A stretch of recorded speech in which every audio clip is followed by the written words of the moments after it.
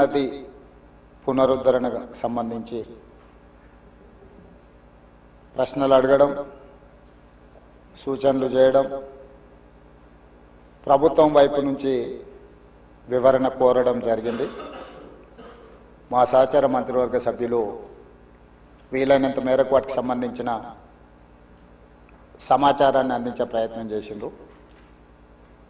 శ్రీధర్ బాబు గారు అందించిన సమాచారానికి అదనంగా కొంత ఇలాంటి శాఖ నేనే ప్రత్యక్షంగా నిర్వహిస్తున్నా.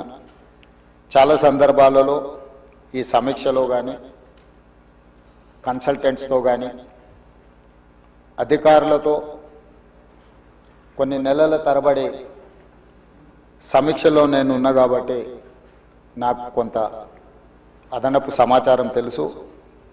ఈ సమాచారాన్ని సభ ముందు సభ్యులకు వివరించడం బాధ్యతగా భావించి తమ దగ్గర సమయం తీసుకొని ఈ వివరాలను సభ ముందు పెట్టే ప్రయత్నం చేస్తున్న అధ్యక్ష, మూసీ నది వికారాబాద్ జిల్లా అనంతగిరి కొండల్లో మొదలయ్యి నల్గొండ జిల్లా వాడపల్లి దగ్గర కృష్ణానదిలో కలుస్తుంది. దాదాపుగా అనంతగిరి కొండల నుంచి వాడపల్లి వరకు 240 కిలోమీటర్లు మూసీ నది ప్రవహిస్తుంది. ఈ మూసీ నది మూసీ ఒకటే లేదు అధ్యక్ష, ఇందులో ఈసా నది కూడా ఉంది.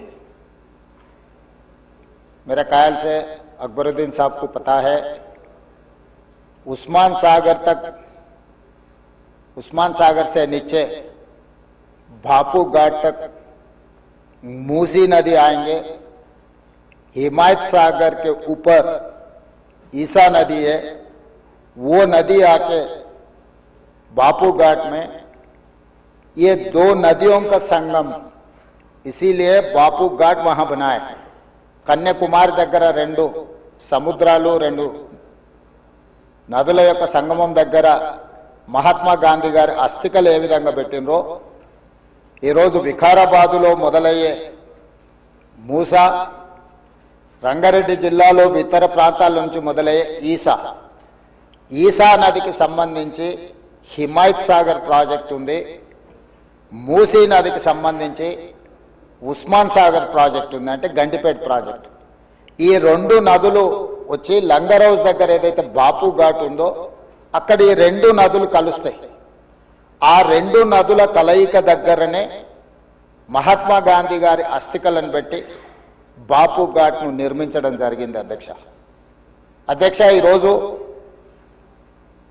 నాగరికత నదీ పరివాహక ప్రాంతంలోనే పెరిగింది. ప్రపంచంలో ఏ నగర విస్తీర్ణమైన ఏ ప్రజల యొక్క నాగరికత అభివృద్ధి చెందిందంటే నదీ పరివాహక ప్రాంతంలోనే మానవుల యొక్క నాగరికత అభివృద్ధి చెందింది. నదీ పరివాహక ప్రాంతాలలోనే గ్రామాలు కానీ పట్టణాలు కానీ నగరాలు కానీ నిర్మించడం జరిగింది.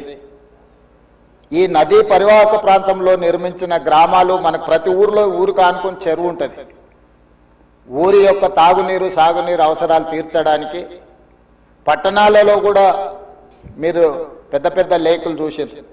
ఈరోజు హైదరాబాద్ నగరంలో కూడా కాకతీయుల నుంచి మొదలు పెడితే కులీ కుతుబ్ షాయిలు నిజాం వరకు ఈ ప్రాజెక్టులను నిర్మించడం ద్వారా ప్రజల యొక్క సాగునీరు తాగునీరు అవసరాలను తీర్చడమే కాకుండా పరిశ్రమలను ఏర్పాటు చేయడానికి కూడా ప్రణాళికబద్ధంగా ఆనాటి కాకతీయ సామ్రాజ్యం నుంచి మొదలు పెడితే చివరి నవాబ్ నిజాం నవాబు వరకు కూడా ఈ నదుల యొక్క పరివాహక ప్రాంతంలోనే ప్రాజెక్టులను కట్టడం జరిగింది.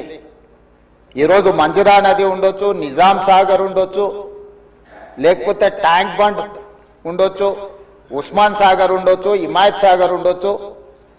వరదలను నియంత్రించాలి.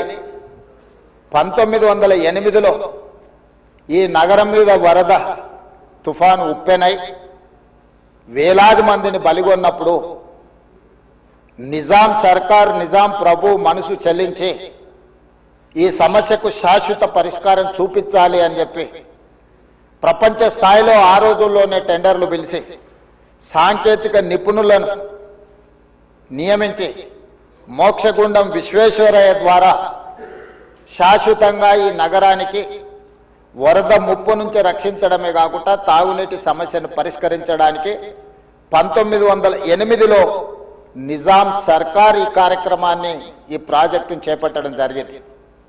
1921-22కు ఉస్మాన్ సాగర్ హిమాయత్ సాగర్ ప్రాజెక్టులను నిర్మించి ఈ రోజుకు 105 సంవత్సరాలైన ఈ పట్టణం నగరం మహానగరంగా విస్తరించిన 105 సంవత్సరాల క్రితం నిజాం ప్రభు నిర్మించిన ఉస్మాన్ సాగర్ హిమాయత్ సాగరే హైదరాబాదు ప్రజల యొక్క దాహార్తిని ప్రజలకు పాపులర్గా గండిపేట నీళ్ళు అని తెలుసు.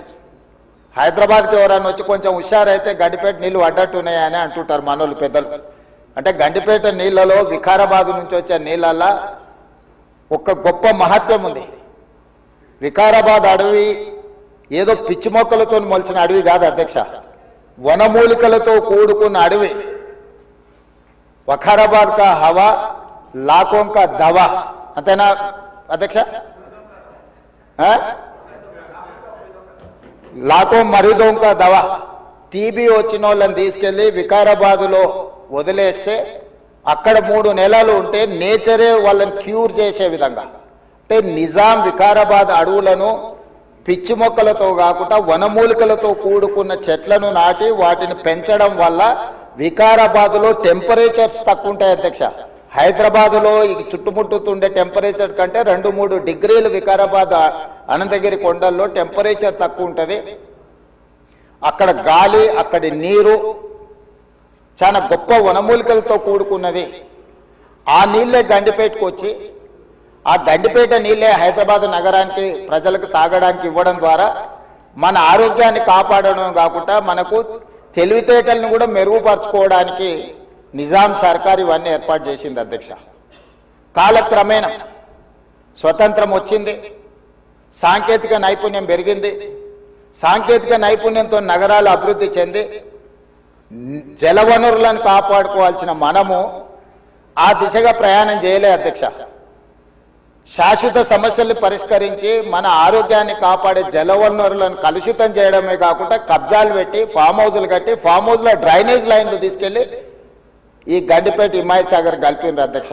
ఆగర్భ శ్రీమంతులు కట్టుకున్న ఫామ్ హౌజుల్లో ఉన్న డ్రైనేజ్ కనెక్షన్స్ తీసుకెళ్లి గండిపేటకు హిమాయత్ సాగర్కు కనెక్ట్ చేస్తే వాళ్ళ మీద ఉక్కుపాదం మోపి అన్నిటిని కూలగొట్టి లక్షలాది నగరంలో ప్రజలు తాగే నీళ్లను కలుషితం చేస్తే ఎవరిని క్షమించమని చెప్పి మా ప్రభుత్వం వచ్చిన తర్వాత కఠినమైన చర్యలు తీసుకున్నది అధ్యక్ష. దాని మీద ఎన్నో విమర్శలు వచ్చినాయి.